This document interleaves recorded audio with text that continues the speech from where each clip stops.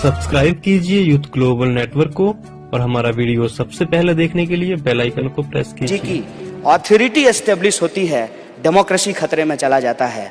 अगर डेमोक्रेसी को बचाना है, अगर आइडिया ऑफ नेशनलिज्म जिसको इंडिया कैरी करता है, उस लेगेसी को बचाना है, हमको सवाल पूछते रहना पड़ेगा। कन्हैया जी, मैं एक बीच में सवाल पूछता हूँ आपसे। जी सवाल पूछता हूँ क्योंकि अदरवाइज एक स्पीच हो जाएगी।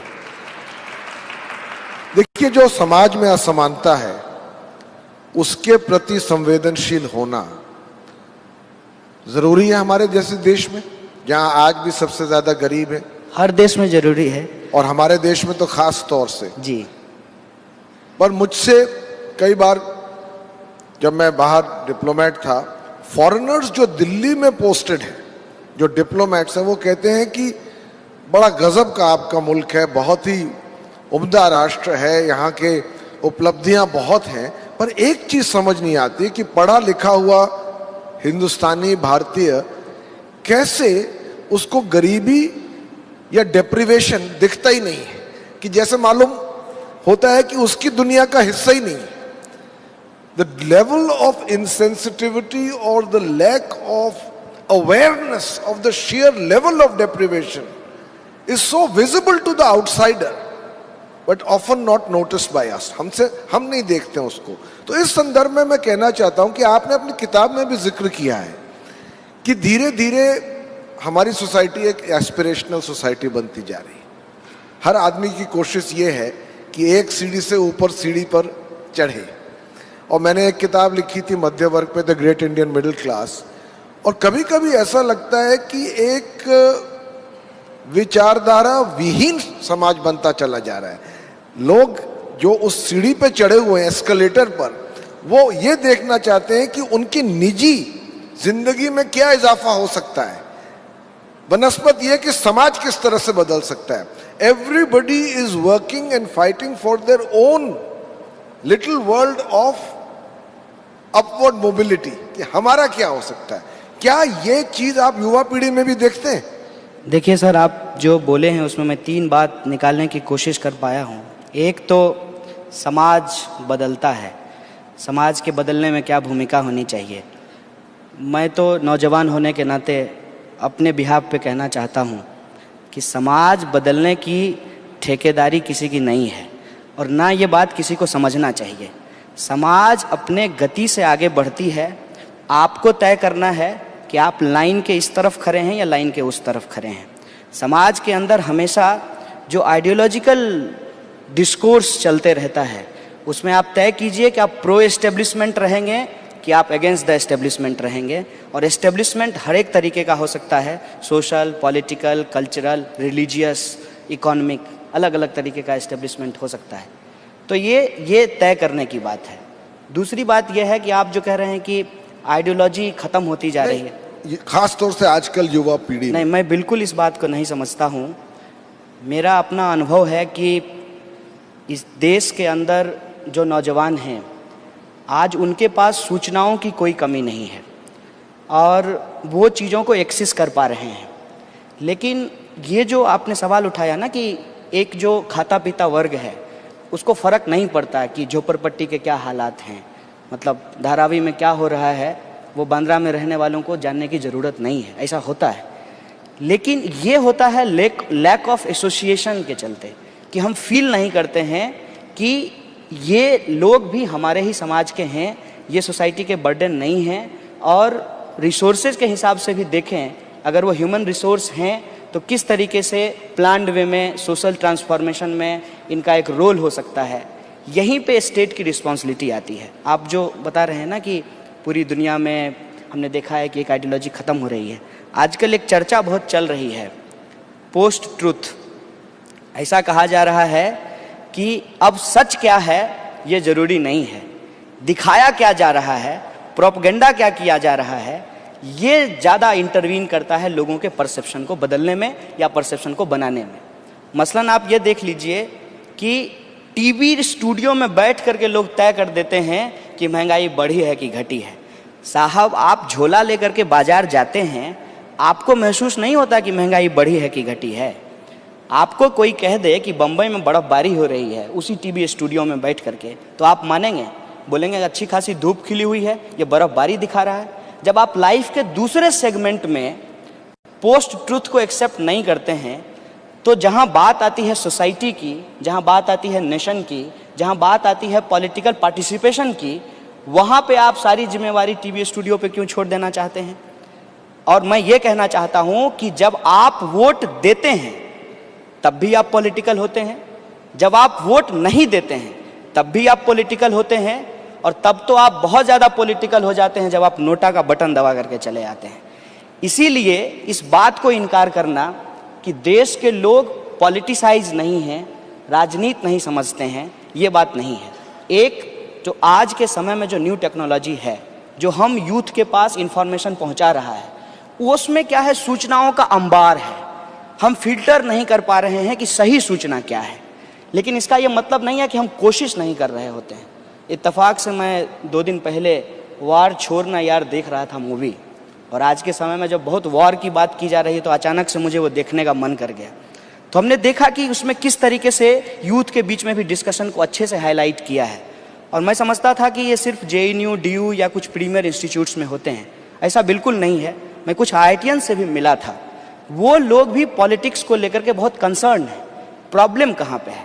प्रॉब्लम ये है कि जब आप कह रहे हैं कि देश के अंदर, दुनिया के अंदर जो इकोनॉमिक स्ट्रक्चर है वो बदल रहा है, जो वेलफेयर स्टेट का कॉन्सेप्ट था उसको डेमोलिश करके न्यू लिबरल स्टेट का कॉन्सेप्ट लाया गया। और आज न्यू लिबरलिज्म के जो प्रॉब्लम है, आप देखिए दुनिया भर में दुनिया को गांव बनाने का ठेका लेने वाले अमेरिका स्टैचू ऑफ लिबर्टी लंबा सा लगाया है। औरतों के खिलाफ कितनी भद्दी भद्दी कमेंट करने के बावजूद वो आदमी वहाँ का राष्ट्रपति बना है, जो कहता है कि हम इक्वलिटी के बेस पे सोसाइटी का निर्माण करेंगे। वो लोग जो प्रोवोक करते थे कि मार्केट को ओपन करो, कहीं का कैपिटल कहीं जाएगा, कहीं का लेबर कहीं जाएगा, और आज कह रहे हैं कि हम आउटसोर्स को बंद करेंगे, इमिग्रेशन पॉलिसी को स्ट्रॉन्ग करेंगे। मार्गारेट थैचर, पता नहीं कौन कौन से लोग, आज वहाँ देख लीजिए कि यूरोपियन यूनियन से अलग होने की लड़ाई चल रही है, वहाँ पे ब्रेग्जिट का सवाल आया है। तो मैं समझता हूँ कि जब इकोनॉमिक स्ट्रक्चर के अंदर चेंजेज हो रहे हैं तो पॉलिटिकल स्ट्रक्चर के अंदर भी चेंजेज हो रहे हैं।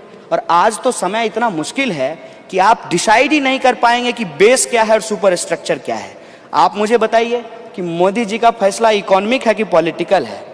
क्यों लिया गया है ये फैसला? ये जो ओवरलैपिंग है स्ट्रक्चर के बीच का, इसके चलते नौजवान जो हैं वो तय नहीं कर पा रहे हैं, और उनको लगता है, हरिशंकर प्रसाद की एक छोटी सी कहानी है, भारतीय राजनीति पे बोले हैं कि किसी इंसान के पास 2 गंदा बनियान है, तो एक गंदा पहनता है, कुछ दिन के बाद जो दूसरा गंदा टंगा हुआ होता है वो थोड़ा साफ लगने लगता है, फिर ये उसको उतार करके उसको पहन लेता है। हम समझते हैं कि आज के नौजवानों के पास, ये मेरा व्यक्तिगत मानना है, कि विकल्प की राजनीति का कोई विकल्प नहीं है। वो ये देख रहे हैं कि ठीक है भाई, काला धन का ही प्रोपेगेंडा करके मोदी जी ने नोटबंदी किया है, लेकिन उन्होंने जो इमेज बिल्डिंग किया कि हम भ्रष्टाचार को खत्म करेंगे, इस पर जो है पिन पॉइंट करके कितना सवाल किया गया। एक चीज और है कन्हैया, तो इसके चलते हम लोग कोई अल्टरनेटिव नहीं दे पा रहे हैं। लेकिन ऐसा नहीं है कि नौजवान सोचते नहीं हैं, नौजवानों के पास आज सूचना है, सूचना की अपने दिक्कतें हैं, फिल्टर्ड करके वो समझने की कोशिश कर रहे हैं, और हम लोग तो उम्मीद ही कर सकते हैं ना। एक चीज मैं आपसे पूछना चाहूंगा, कुछ हद तक, और मैं भी जो बदलाव समाज में है, राजनीति में, उसको देखता रहा हूं, कुछ हद तक संवाद का लहजा बदल रहा है। यानी कि अगर आप हमारी राय से मुतमईन हैं तो आप देशभक्त हैं। और हम देखते हैं, मैं लगभग रोज ही टेलीविजन पे या किसी पब्लिक फोरम में अपनी राय, अपनी बात, अपनी समझ, अपनी सोच रखता हूं, और कई दफे ऐसा होता है कि अगर आप मुझसे अग्री नहीं कर रहे हैं तो आप देशद्रोही। अगर आप सुरक्षा पे, हमने सर्जिकल स्ट्राइक जो हुई थी वो नेशनल सिक्योरिटी का मामला है, हमारी पार्टी ने, नीतीश जी ने शुरू में ही कहा कि सही किया और कांग्रेचुलेट किया सरकार को। पर अगर आप सुरक्षा के संदर्भ में कोई सवाल पूछें कि क्या साहब अभी जगरोटा हुआ, क्या हम तैयार थे, क्या कोई इंटेलिजेंस फेलियर था, क्या इसका कोई अलग अब रास्ता अपनाया जाएगा कि इस तरह की अनडिक्लेयर्ड वॉर चलती ही रहेगी सीमा पर? क्या एक पड़ोसी मुल्क से कोई नई स्ट्रेटेजी अडॉप्ट करने की बात के बारे में सोचना चाहिए? इसके पूछना ही से मैं एंटी नेशनल हो जाता हूं। तो इस तरह के संवाद में मैं समझता हूं कि कहीं ना कहीं जो हमारी पुरानी एक सभ्यता रही है जिसमें शास्त्रार्थ होता था, जिसमें एक डिबेट होता था, आपकी भी बात सुनी जाए और हम भी कहें, ये आपको महसूस हो रहा है? देखिए सर, वक्त ये है कि मेरे बम्बई के एक दोस्त ने बताया कि बड़ा अच्छा, मतलब अच्छी बात नहीं है लेकिन वो कहा तो मैं भी सुना देता हूँ आप लोगों को, कि बम्बई में कुत्ता भी दुम जो है वो ऐसे नहीं हिलाता है, ऐसे हिलाता है। जिंदगी के कुछ कंपल्सन होते हैं सर। जो नौजवान आँख पे चश्मा लगा करके 17 घंटा पढ़ने के बाद IIT पहुँचा, IIT पहुँचते ही उसको लगा कि कंप्यूटर साइंस में रिसेशन आ गया है, इसलिए IIT छोड़ो IIM चलो, मतलब कल का इंजीनियर आज का सेल्समैन बन गया है। और जब वो बेच ही रहा था, बेचने की तैयारी ही कर रहा था, कि उधर गांव की जो एक मानसिकता है कि जब तक आप चलें और 4 बॉडीगार्ड आपके साथ नहीं चले तो क्या रुतबा है आपका, तो बोला ठीक है अब IIM छोड़ते हैं, UPSC की तैयारी करते हैं। देखिए कि उसके लाइफ में कितनी ज़्यादा अनस्टेबिलिटी है, क्या वो जीवन में करना चाहता है। देखेंगे आजकल क्रेज होता है हम नौजवानों में, अच्छा सा कमरा उमरा सजा दिया और दौड़ करके जाएगा, एक गिटार खरीद के ले आएगा, 3-4 दिन कोशिश करेगा, फिर गिटार को जो है शोपीस की तरह रख देगा। हम अपने शौक को, अपनी चाहत को, अपनी ज़रूरत को समझ नहीं पा रहे हैं। और आप जो सवाल खड़ा कर रहे हैं, आपका बहुत बहुत धन्यवाद। मतलब जो अभी करंट पॉलिटिकल अपोजिशन है, लेकिन मैं समझता हूँ इससे काम चलने वाला नहीं है। शास्त्रार्थ तो छोड़िए साहब, आज जिस तरीके से लोगों के अंदर मानसिकता बनाई जा रही है कि देश के शासक को, और ये तमाम जो मास ऑर्गेनाइजेशन है, ये मास ऑर्गेनाइजेशन हमारी राजनीति को आगे बढ़ाने के लिए है, लेकिन वो जब अपनी इंडिपेंडेंट पॉलिटिक्स करना शुरू करते हैं, आप देखिए कितना मजेदार है कि कांग्रेस सरकार में थी UPA 2 के वक्त, और इंटक जो है वो हड़ताल पे थी, रोड पे उतरी हुई थी। अभी बीजेपी सरकार में है और BMS भारतीय मजदूर संघ वो स्ट्राइक का कॉल देता है, फिर स्ट्राइक के कॉल को वापस ले लेता है, जो हड़ताल सितंबर में हुआ था। कहने का मतलब ये है कि मास मूवमेंट इंडिपेंडेंटली पॉलिटिकल, जो मेन स्ट्रीम पॉलिटिकल पार्टीज है, उससे इंडिपेंडेंटली सोसाइटी के अंदर होते रहना जरूरी है। अदरवाइज जो सिविल सोसाइटी का काम है, जो प्रेशर ग्रुप का काम है, वो प्रेशर ग्रुप खत्म हो जाएगा। और डेमोक्रेसी में अगर अपोजिशन नहीं है, प्रेशर ग्रुप नहीं है, तो डेमोक्रेसी अकेले सर्वाइव नहीं कर सकती है, और वो डेमोक्रेसी कभी भी ऑथोरिटेरिज्म में कन्वर्ट हो सकता है। इसीलिए ये जरूरी होता है। हम किस मतलब जो भी चीजें आप हैं कह रहे हैं, तो नहीं। आप जो बात कह रहे हैं ठीक है, पर इसमें कोई दो राय नहीं है कि आज विश्वविद्यालय की पॉलिटिक्स में मेन स्ट्रीम पॉलिटिक्स ने हस्तक्षेप कर दिया है, और जो स्टूडेंट्स विंग्स भी हैं वो पॉलिटिकल पार्टीज की विंग्स हैं। पर इसको अब हम इस वक्त यहाँ ही छोड़ते हैं। आप एक नई मुहिम इन सबसे अलग शुरू कर रहे हैं, बड़ी अच्छी बात। आप बहुत देर से, आपका तो हाथ नीचे गया ही नहीं सर।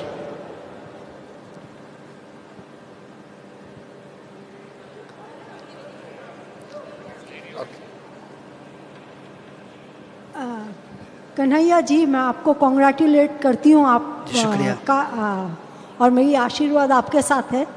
लेकिन आज जब हम टीवी देखते हैं तो वॉइस ऑफ डिसेंट को एंटी नेशनल कहा जा रहा है। और आपकी बात सही है कि कुछ हद तक रिजर्वेशन चाहिए, लेकिन जब हम खुद चाहते हैं कि चाहे वो दलित हो या कोई भी ट्राइबल हो, वो ऊपर आए, लेकिन जब हम उनको रिजर्वेशन के अगेंस्ट नहीं हूँ मैं, लेकिन जैसे आपके जैसे क्वालिटी वाले लोगों को आना ज़रूरी है, जो उस वर्ग से आपके जैसे हिम्मत करके पढ़ लिख लें और वो एक इक्वल इंटेलेक्चुअल को टक्कर दे पाए। इसको आप कैसे करेंगे? क्योंकि आपके जैसे बहुत कम लोग हैं, मोस्टली वो लोग डिमोटिवेट होके रह जाते हैं। तो आप इस चीज को कैसे, क्योंकि इस समाज को ऊपर लाने के लिए बहुत कम है। इवन बाबा अंबेडकर जी को बहुत संविधान लिखने से पहले बहुत कुछ से गुजरना पड़ा। तो आप इस चीज को कैसे देखते हैं? I agree with you, but जैसे वॉइस ऑफ डिसेंट को एंटी नेशनल कहा जा रहा है, और इसमें हम चाहते हैं कि आप लोगों में जो ऊपर आए उनमें टक्कर लेने वाली क्वालिटी भी हो। Okay madam, I think basically is got the point. चलिए मैम, आप तो आशीर्वाद दी हैं, बहुत बहुत शुक्रिया। लेकिन मैं समझता हूं कि हम लोग जिस उम्र के पड़ाव में हैं, इस मुल्क के अंदर 65% पॉपुलेशन ऐसा है जिसकी उम्र 35 बरस के आसपास है, उससे नीचे है। तो मैं यही कह सकता हूं अपने लिए, अपने दोस्तों के लिए, कि नाउम्मीदी के इस दौर में भी उम्मीद बनाए रखना है, बदलाव होना हो मसाल जलाए रखना है। तो कितना बेहतर कर पाएंगे ये तो नहीं जानते हैं, लेकिन हमको लगता है कि धारा के साथ अगर बह जाएंगे तब शायद कुछ खड़ा नहीं कर पाएंगे। उसमें पांव टिकाने की ज़रूरत है, और उनको कहना है वो एंटी नेशनल कहते रहें, उनका काम है।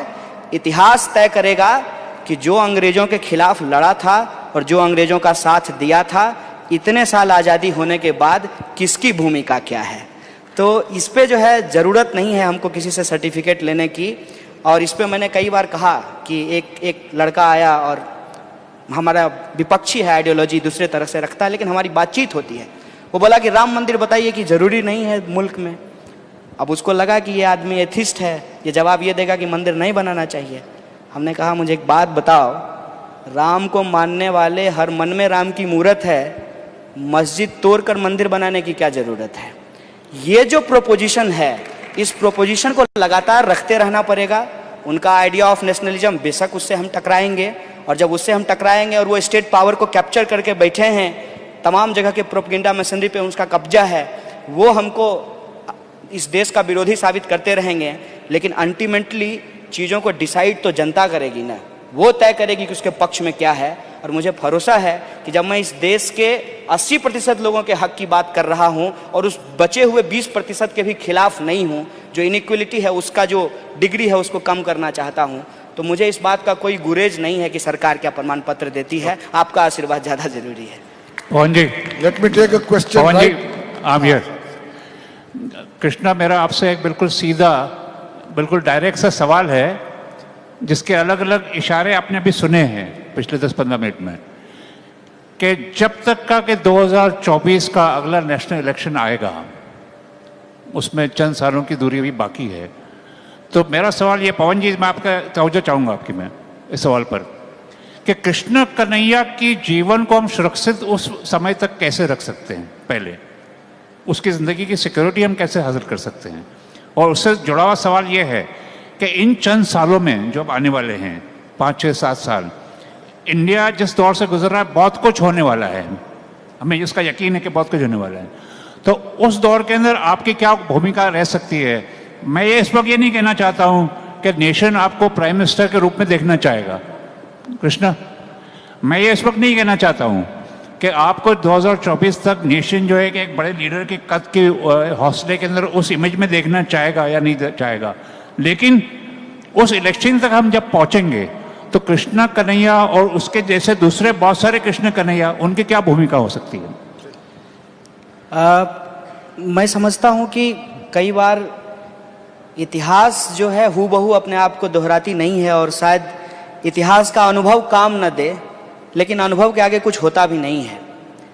पिछला जो अनुभव रहा है, जब डेमोक्रेसी को ताक पे रख करके अलग अलग रंग के नाम पे, मतलब उसमें पढ़ने की ज़रूरत नहीं है कि झंडे का रंग क्या है, मतलब हिटलर की पार्टी में भी समाजवादी शब्द लगा हुआ था।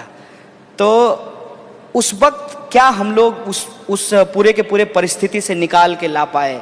जब ब्रेख्त को पढ़ते हैं, बेंजामिन को पढ़ते हैं, तमाम लोग को जब पढ़ते हैं, तो क्या निकाल करके लाए?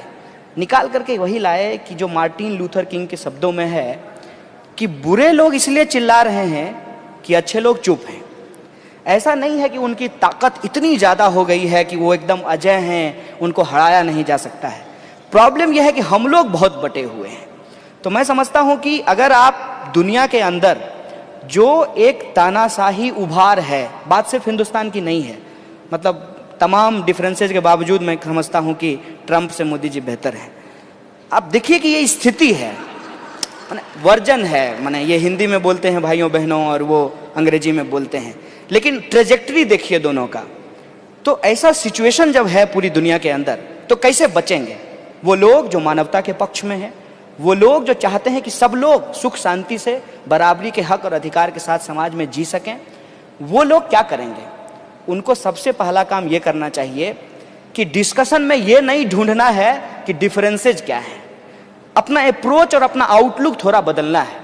डिस्कशन में ये ढूंढना है कि सिमिलरिटी क्या है, और किसी अगर 5 बात पे सिमिलरिटी होती है ना, उसी 5 बात पे यूनाइटेड फ्रंट बनाएंगे और फासिज्म को चैलेंज करेंगे, डेमोक्रेसी को बचाएंगे। ये आइडिया होना चाहिए, और उस काम को जो है वो बहुत बखूबी किए हैं। लोगों के अंदर नफरत भरी गई है। मैं भी उसी समाज से आता हूं। जानवर तक को नहीं छोड़ा भाई साहब, गिरगिट और मकरी को हिंदू और मुसलमान बना दिया। पूरा का पूरा हिस्ट्री को रिराइट कर रहे हैं। जो सर आप बता रहे थे पर्सपेक्टिव की बात, जब आते हैं लोग विदेशों से ताजमहल को देखते हैं तो उनको लगता है कि वाह कितनी सुंदर कलाकृति है, और जब हम वहां जाकर के देखे तो हमको लगा कि कितना मजदूर लगा होगा और बादशाह पैसा नहीं दिया होगा। तो ये जो पर्सपेक्टिव है जिसमें आप हमेशा एस्टेब्लिशमेंट को काउंटर करते हैं, उस पर्सपेक्टिव को थोड़ा सा वाइडर करते हुए और इंस्टीट्यूशन में इंटरवीन करना पड़ेगा। क्या बनाएंगे ये तो बाद की बात है, लेकिन जो है उसको खोने नहीं देंगे। एनसीईआरटी को बर्बाद नहीं होने देंगे, जो पब्लिक फंडेड यूनिवर्सिटीज है उसको खत्म नहीं होने देंगे, आईआईटी और आईएम जो नेशन का प्राइड है उसको खत्म नहीं होने देंगे। और चीजें जो भी होगी वो थ्रू डेमोक्रेसी होगी, पार्लियामेंट्री पाथ से होगा। ना बंदूक की जगह है ना जुमलों की जगह है।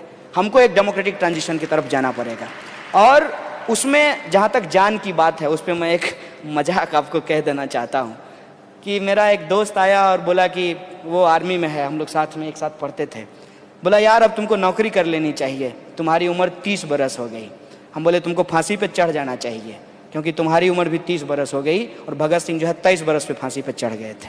इसीलिए मैं कह रहा हूँ कि इतिहास में जो चीज़ें हुई है हूबहू वो हमारा रास्ता शायद नहीं हो, लेकिन अगर हम इस देश के अंदर पॉलिटिकल थॉट के भी ट्रेडिशन को पढ़ें कि अगर ब्राह्मणिक ट्रेडिशन है इस देश के अंदर तो श्रामणिक ट्रेडिशन भी है, अगर शंकराचार्य हैं तो चारवाक भी हैं। ये जो आइडियोलॉजिकल डिस्कोर्स है, वो जो इंडियन ट्रेडिशन है, उस ट्रेडिशन को निकाल करके हमको इनको जवाब देना होगा कि जब कण कण में राम बसते हैं तो गिरजाघर और गुरुद्वारा तोड़ने की जरूरत नहीं है।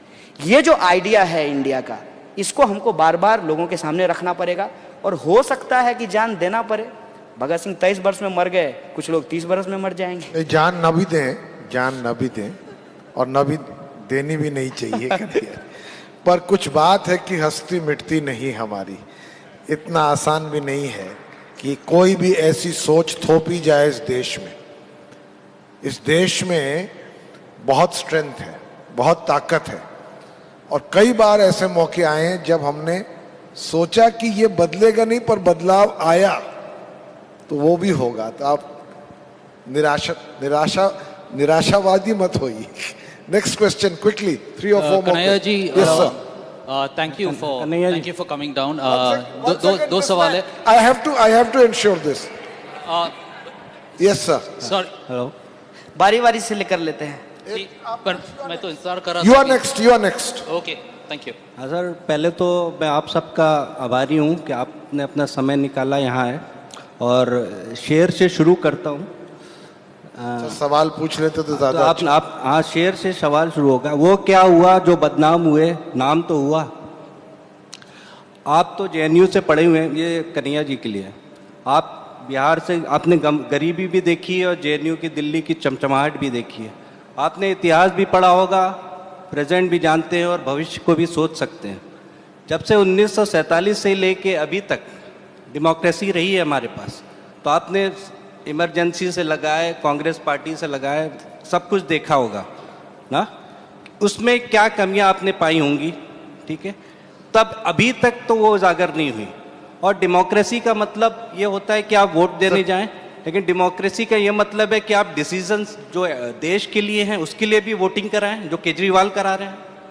ओके, कुछ मस्ट आस्क शॉर्टर क्वेश्चंस, क्योंकि बहुत से आपका समझ गए क्वेश्चन। आप कुछ कहना चाहेंगे? देखिए, पहली बात तो मैं इस बात को बिल्कुल नहीं मानता कि इस देश में लोकतंत्र नहीं है। इस देश में लोकतंत्र है, इसके अंदर कमी खामी हो सकती है, लेकिन लोकतंत्र है, एक बात। दूसरी बात, जो आप कह रहे हैं कि लोकतंत्र के अंदर जो है बार बार वोटिंग कराने की क्या ज़रूरत है, देखिए ये तो आप डेमोक्रेसी को कितना इवॉल्व करते हैं अपनी सोसाइटी की ज़रूरत के हिसाब से, उसके ऊपर बात जाती है। लेकिन आप ये देखिए कि हम लोग आमने सामने खड़ा होकर के संवाद कर पा रहे हैं, ये बेसिक एसेंस होता है। और उसमें हम ये कोशिश कर रहे हैं कि जो भी इंसान जो सवाल खड़ा कर रहा है उसको उस डेमोक्रेटिक सेटअप में एड्रेस किया जाए। उसके पक्ष में भी लोग होंगे, उसके विपक्ष में भी होंगे, लेकिन उसको बोलने की आज़ादी है। और ये डेमोक्रेटिक ट्रेडिशन हिंदुस्तान के अंदर आज़ादी से पहले भी था, और धीरे धीरे ये जो है मॉडर्निटी के साथ और मॉडर्न स्टेट के कॉन्सेप्ट के साथ ये इवॉल्व हुआ। लेकिन इसमें बहुत सारे ऐसे आइडियल्स हैं जो आज तक हम लोग उसको ला नहीं पाए। लेकिन इसका ये मतलब नहीं है तमाम खामियों के बावजूद कि लोकतंत्र नहीं है। आप देखिए कि पूरे एकदम गर्मी में रिकॉर्ड करवा दिए दूरदर्शन को, नोटबंदी करेंगे। जब देखे कि जनता में जो है एंगर और एंजाइटी क्रिएट हो रहा है तो आकर के रोने लगे। ये सब डेमोक्रेसी के चलते ही होता है। मतलब आप ये नहीं कह सकते कि डेमोक्रेसी नहीं है। लेकिन बात ये है कि जो मैं बार बार एक बात बोल रहा हूँ कि पोस्ट ट्रुथ डिस्कशन चल रहा है, कि एक बात दिमाग में लोगों की बैठा दी जाती है। मैं गांधी जी के बहुत सारी बातों से असहमत होता हूँ, लेकिन हमारे समय में जब मैं छोटा था बिल्कुल मेहनत करके ये समझाया गया कि गांधी ने ही देश को तोड़ दिया। तो ये जो झूठी बातें हैं, इन झूठी बातों को हमको खारिज करना होगा। लोकतंत्र समाज के लिए क्यों ज़रूरी है, लोकतंत्र से समाज कैसे आगे बढ़ेगा, लोकतंत्र के अलावा कोई अल्टरनेटिव दुनिया के सामने दूसरा कोई नहीं है। इसीलिए हमको लोकतंत्र को ही स्ट्रेंथन करना होगा। इस प्रोपोजिशन के साथ हमको चलने की जरूरत है। Last 2 questions. Yes sir. Thank you. Kanhaiya ji, एक छोटा सा सवाल है। हमारे देश में आपको इस समय अच्छा क्या लगता है? हमारे देश में सबसे जो बेहतर बात है, जिसको मैं बार बार बोलता हूँ, इस देश का संविधान। उस देश के संविधान को अगर आप पूरा ना भी पढ़ पाएं तो उसकी प्रस्तावना कभी पढ़िएगा और देखिएगा कि उसमें एक एक शब्द में कितनी बारीकी है। इस देश का हजारों साल का इतिहास, उसके जो तमाम तरीके के एवोल्यूशन हुए हैं, जो प्रॉब्लम है, जो सॉल्यूशन है, सबका एक बेहतर प्रपोजल उसके अंदर तैयार किया गया है। और इस देश के अंदर जो मैं बार बार बोलता हूँ कि इस देश के अंदर कभी भी आप एक रंग और एक ब्रश लेकर के इसके तमाम रंगों को आप रंग नहीं पाएंगे। आप किसी भी धर्म को ले लीजिए, आप हिंदू धर्म को ले लीजिए, आप इस्लाम को ले लीजिए, आप देखेंगे कि हिंदुस्तान की सीमा के अंदर उसके अपने कलेवर हैं, उसकी अपनी एक सांस्कृतिक पहचान है, उसकी अपनी एक वजूद है जो हमको अलग अलग होते हुए भी आपस में जोड़ती है। तो ये जो विविधता में एकता की बात है, यह जो संविधान, उसके जो गोल हैं, जिस पे हम इस देश को आगे ले जाना चाहते हैं, और तमाम तरीके के ऑथोरिटी के हमले के बावजूद आप सब लोग अगर बैठ करके बातचीत कर रहे हैं और सुन रहे हैं, यही इस देश की ब्यूटी है, यही इस देश की खूबसूरती है। और मैं समझता हूँ कि सवाल आपके बहुत होंगे और इस देश में करोड़ों लोग हैं और अरबों सवाल हैं। सब सवाल का जवाब शायद मैं दे भी ना पाऊँ, लेकिन जिस परिस्थिति में मैं जेल गया और जैसे जिन सवालों को मुझे सामना करना पड़ा और उसके बाद भी जो सवाल पूछे गए, उन सवालों को मैंने अपनी किताब में कहने की कोशिश की गई है। आप इत्तेफाक रख भी सकते हैं, नहीं भी रख सकते हैं, लेकिन सवाल पूछते रहिए, जवाब सामने आए या ना आए। एक आखिरी सवाल, दैट लेडी दे। अच्छा, oh sorry, okay. Sir, in this vitiated atmosphere of the insensitivity of the government to the undercurrents in the proletariat, are you suspicious there are some signs of revolution coming up? ये बहुत बेहतरीन सवाल है, इस पे मैं चर्चा कर रहा था कल रात। एक्चुअली देखिए क्या है कि कई बार हमको, जो मैं कह रहा हूँ कि पॉलिटिक्स के अंदर प्रोपेगेंडा, स्ट्रेटजी, टैक्टिक्स, उसका एक बहुत बड़ा रोल होता है।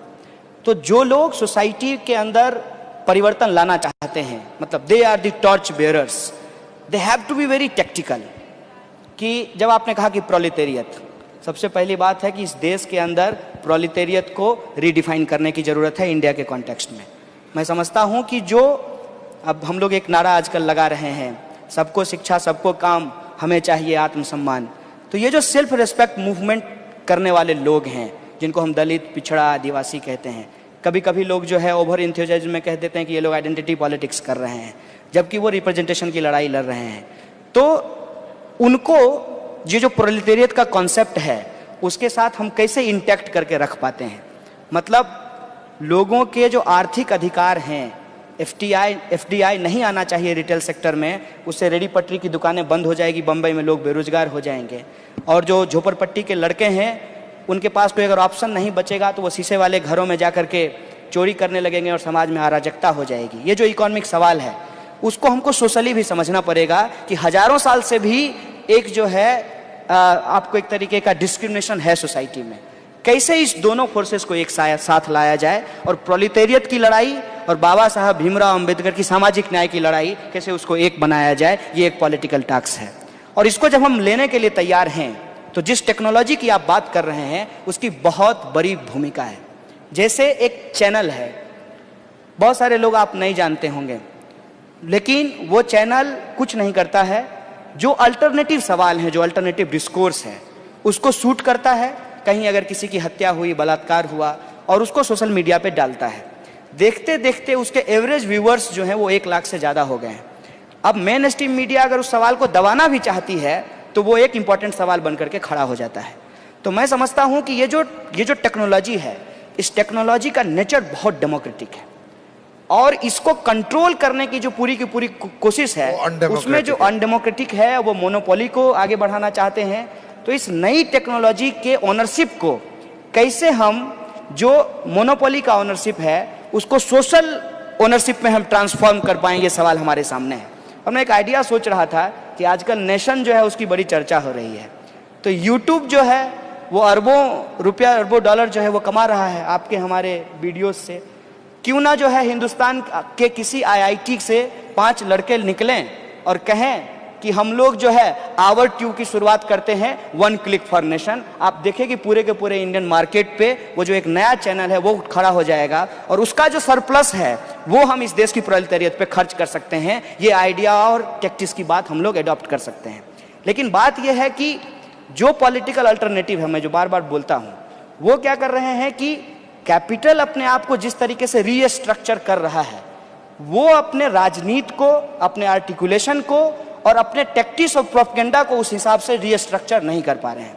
अगर ऐसा होता तो जब इस देश के अंदर फांसीवादी शक्तियां एजुकेशनल इंस्टीट्यूट को कब्जा किया, जुडिशियरी में अपने लोग बिठाए, ब्यूरोक्रेसी में अपने लोग बिठाए, पूरे जगह पे जो है स्कूल और कॉलेज का चेन खोला, मीडिया हाउस को कब्जा किया, उस दौरान जो अपने आप को डेमोक्रेटिक, प्रोग्रेसिव, सेंटरिस्ट, लेफ्टिस्ट जो भी कहते हैं, वो लोग अगर अपना काउंटर इंस्टीट्यूशन खड़ा किए होते, उनका भी अगर मीडिया हाउस होता तो आज सिर्फ एनडीटीवी नहीं कई चैनल को बैन करना पड़ता और बैन करना संभव नहीं हो पाता। तो ये जो नई टेक्नोलॉजी है इसका जो वेरी नेचर है, क्योंकि आप सब लोग पढ़े होंगे साइंस तो जानते हैं कि साइंस में काइनेटिक ऑफ साइंस से ज़्यादा इंपॉर्टेंट हो जाता है फिलॉसफी ऑफ साइंस, क्योंकि फिलॉसफी ऑफ साइंस से साइंस का ओनरशिप डिसाइड होता है। इसीलिए आइंस्टाइन जब लिखते हैं व्हाई सोशलिज्म, तो वो कहते हैं कि एटम बम तो हम बना देंगे, लेकिन एटम बम से बिजली पैदा की जाएगी या लोगों को जो है लूल्हा लंगड़ा बनाया जाएगा, ये उसका ओनरशिप तय करेगा। तो इस ओनरशिप को अगर हम ट्रांसफॉर्म करें डेमोक्रेटिकली सोसाइटी को, तो हमको लगता है कि इससे एक बेहतर विकल्प तैयार हो सकता है। So we'll have to end here, but I promise that young lady. Yes. Hi Kanhaiya, I want to ask you about the Najeeb issue. आज 1 महीने से ज़्यादा हो गया है और नजीब की कोई खबर नहीं है, तो आपको क्या लगता है, आप तो जेएनयू का हिस्सा हैं, तो आपको क्या लगता है कि गवर्नमेंट क्या स्टेप्स ले रही है उसे वापस लाने के लिए? देखिए, गवर्नमेंट का जो एक टैक्टिक्स मैं समझ पाया हूँ वो ये है कि वो एक बात को समझ गई है कि उसको एक मुकम्मल अपोजिशन इस देश के अंदर नहीं मिल पा रहा है। इस बात का फायदा उठा करके वो जो है निरंकुश हो गए, हम लोग हिंदी में बोलते हैं कि अनकंट्रोल्ड हो गए हैं। तो वो क्या कर रहे हैं कि जनता के क्या मुद्दे हैं ये इंपॉर्टेंट नहीं है, वो मुद्दे हमारे बीच में फेंक रहे हैं। और आप देखिए कि हर 15 दिन में एक नया मुद्दा आ जाएगा। मतलब कुछ दिन पहले सर्जिकल स्ट्राइक चल रहा था, उसके बाद जो है नोटबंदी चलने लगी, कभी नजीब आ जाएगा, कभी कन्हैया आ जाएगा, कभी रोहित आ जाएगा। मतलब हम ऐसे सवालों पे फंसे रहेंगे जिसका संबंध इस देश के स्ट्रक्चर से है, उस पर कोई चर्चा नहीं होगी। आप देखिए, मैं 3 उदाहरण आपको देता हूं और 3 आइडेंटिटी के लोग हैं। रोहित वेमुला का इंस्टीट्यूशनल मर्डर होता है, उसमें किस तरीके से एडमिनिस्ट्रेशन का और एमएचआरडी का इन्वॉल्वमेंट है, उसके न्यूज जो है लोगों के सामने आ चुके हैं। लेकिन जब एमएचआरडी ने कमिटी बनाई तो कमिटी इसके लिए नहीं थी कि उसको किन परिस्थितियों में आत्महत्या करनी पड़ी, कमिटी इसके लिए थी कि वो दलित है कि नहीं है। उसके बाद आप आइए दादरी के केस में। दादरी में एक इंसान को लिंच किया जाता है, मार दिया जाता है। क्या है भाई? तो उसके घर में गाय का मांस है। पुलिस क्या रिपोर्ट दे रही है, कितने लोग मारने आए, किस हथियार से मारे, कैसे उसकी हत्या हुई, ये रिपोर्ट नहीं आती है। रिपोर्ट किसका आता है? लैब का। उसमें क्या कहा जाता है? नहीं, बकरे का मांस नहीं था, गाय का ही मांस था। मतलब अखलाक जो जिंदा था उसको मार दिया गया, वो महत्वपूर्ण नहीं है, मांस किसका था ये महत्वपूर्ण है। तीसरे केस में आइए, जेएनयू के केस में। जेएनयू में क्या कहा गया? देश विरोधी नारे लगाए गए। अरे देश माने देश क्या है? ये कोई बड़ा पाव है कि कोई आदमी आएगा और हाथ से उठा करके देश को खा लेगा? 5 लोग 10 लोग कुछ देश के खिलाफ बोल देंगे और हमारा देश टूट जाएगा। लेकिन उसको कैसे किस तरीके से पूरा का पूरा एक हवा खड़ा किया गया। और रिपोर्ट किसकी आती है? लैब की, कि वीडियो डॉक्टर नहीं था। भाई कौन वीडियो डॉक्टर नहीं था? जो रॉ था। अपने आप में कितना कॉन्ट्राडिक्टरी और रिडिकुलस बात है कि जो रॉ है वो कैसे मॉर्फ्ड होगा, वो कैसे डॉक्टर्ड होगा। उस वीडियो की कोई चर्चा नहीं होती है जो टीवी पे बार बार एयर किया गया था, जो डॉक्टर था, जो पूरा का पूरा एंगर खड़ा किया और जेएनयू को एक विलेन की तरह खड़ा कर दिया समाज के अंदर, उस पर चर्चा नहीं होती है। मारिए गोली जेएनयू को, क्या दिक्कत है? 125 करोड़ लोग इस देश में रहते हैं, 8000 स्टूडेंट की कोई पूछ नहीं है। लेकिन एक सवाल है हमारा जेएनयू की तरफ से कि अगर इतना बड़ा सवाल था 9 फरवरी का, आज 9 महीने हो गए हैं, आपकी पुलिस चार्जशीट फाइल नहीं की है, आपकी पुलिस अभी तक जो है सबूत नहीं जुटा पाई है और उन लोगों को नहीं ढूंढ पाई है जो नकाब लगा करके नारा लगा रहे थे। मतलब क्या है कि सच्चाई से दूर प्रोपेगेंडा इस तरीके से खड़ा करना है कि जनता उस पर भी डिस्कशन करने लगे। आप फेसबुक पे कोई भी कंस्ट्रक्टिव काम करना शुरू किए हो, इमीडिएटली जो है एक बम फूटेगा, उसमें जो है एक नया मुद्दा आएगा और तमाम लोग उसके ही चिट चैट में जो है वो लग जाएंगे। ये जो सरकार हमारे साथ कर रही है, हो सकता है कि कल को एक नया मुद्दा आ जाए, तो ये क्या कर रही है? ये टेस्ट कर रही है कि जनता के अंदर कितनी कंसिस्टेंसी है।